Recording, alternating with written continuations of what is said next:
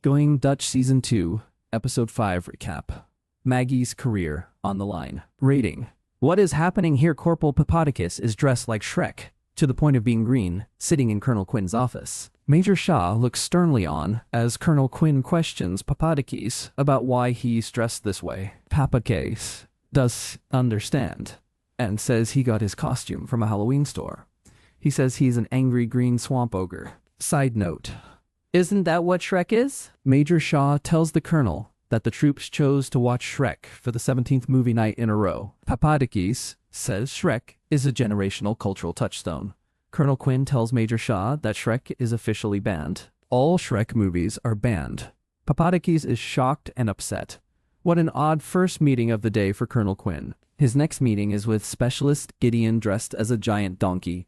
Could it get any worse? Later that day, Captain Maggie is dressed in her military dress uniform as she and her dad await the arrival of the Canadian NATO General, General Martin. Her dad is more annoyed than impressed. Captain Maggie invited the general to Stroopsdorf. 3 of the general's past mentees are now lieutenant generals now. She hopes to be the 4th. Captain Maggie brought her Love Me folder filled with all her pertinent bioinformation dating all the way back to middle school. She asks her dad to be on his best behavior.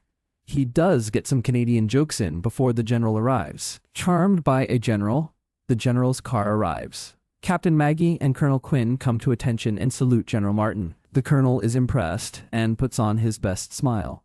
Colonel Patrick Quinn has met his match, hard to believe even for him. Captain Maggie welcomes General Martin to their base and is surprised at how her dad quickly took over. General Martin shakes their hands and gets right to work, requesting a tour of USH Stroopsdorf. They take her to the urban training site. Colonel Quinn tells the general it was his idea to turn the useless bowling alley into this new urban training facility. The general is oddly enough impressed and gives Colonel Quinn an interesting look. Captain Maggie interrupts them and asks the general if she'd like to see their advanced laundry system. The general points out to the colonel that they use his training methods on NATO troops. He's honored. Captain Maggie would like to hear more about that, and also their NATO professional development program. The general says she'd like to have a training facility like theirs at the NATO Shape Base. She says it would give their troops hands-on training. Colonel Quinn and General Martin seem to be flirting.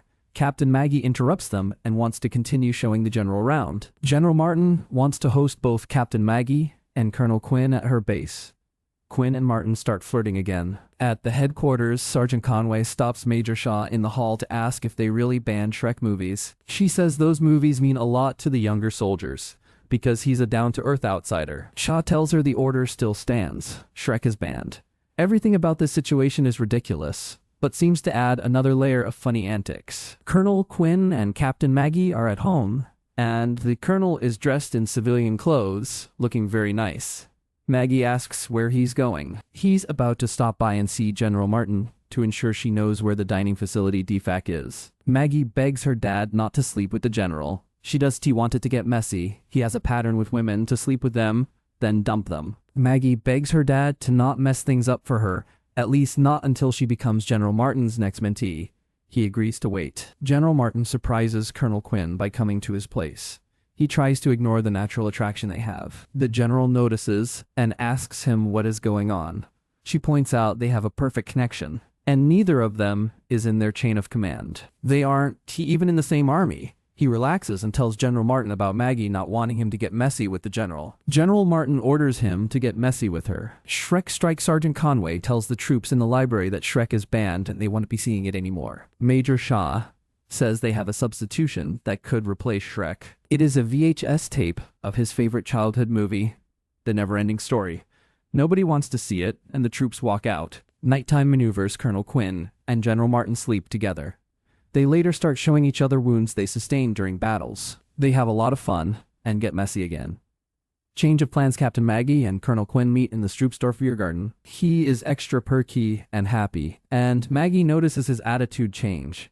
She suddenly realizes her dad slept with General Martin. He never says, "Good morning, Mags." She freaks out because she thinks he destroyed her chances of getting a NATO professional development program slot. Colonel Quinn tells his daughter that he and General Martin are a lot alike. She's more like a female version of him. Captain Maggie tells her dad, hopefully the general does hate him yet. She asks him to give General Martin her Love Me folder, build her up, and help her get the mentorship. Colonel Quinn goes to see General Martin at the NATO-shaped base. They make out on the war table in her office.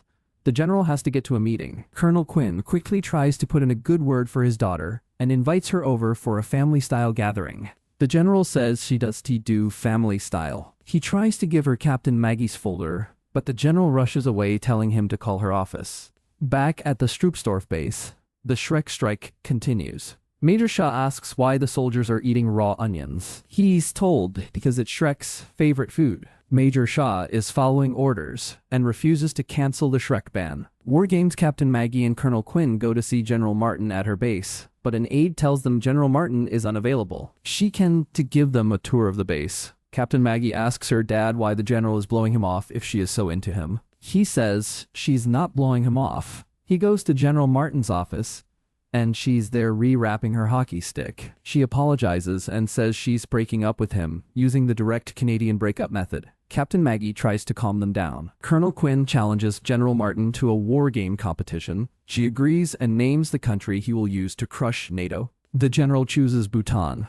Captain Maggie tells him that the country is composed of 1 million Buddhists. He angrily makes a bet with the general that if Bhutan wins, his daughter gets to join the NATO Professional Mentorship Program. General Martin accepts. He still thinks the general is pretty hot, and Captain Maggie has to rush him out of the general's office. Let the war games begin. Captain Maggie shows her true military prowess skills. Colonel Quinn and Captain Maggie win. General Martin gives Captain Maggie the mentorship. Peace talks, and time back at Stroopsdorf. Major Shaw and the troops go to war over Shrek. They trash the base in protest. Major Shaw meets with Corporal Papadakis and asks him to call off the Shrek war. Major Shaw calls Colonel Quinn to get the okay to override his Shrek ban and get the okay to show a Shrek movie. General Martin wants to see it too. She loves Shrek. They all watch the movie on the Stroopsdorf base. Cannot believe how into Colonel Quinn General Martin is. His love language is telling her how much she reminds him of himself. He always wanted to date someone who is a version of him. They negotiate their terms and version of a relationship. They are just alike. Scary. This episode was very funny. It's surprising how the addition of Kristen Johnson as a NATO general changed the whole show. It seemed to add more comedy and campy unexpected laughs. The pseudo-strike of the Stroopsdorf troops over a Shrek ban is so ridiculous, and it too was funny. It gave the crew plenty of chances for bizarre situations and laughter with a military background. This show is unusual and has added more surprising laughter to its repertoire. There are some things that still need change to improve the show, but it does seem to be working on it. I give this episode 5 stars out of 5.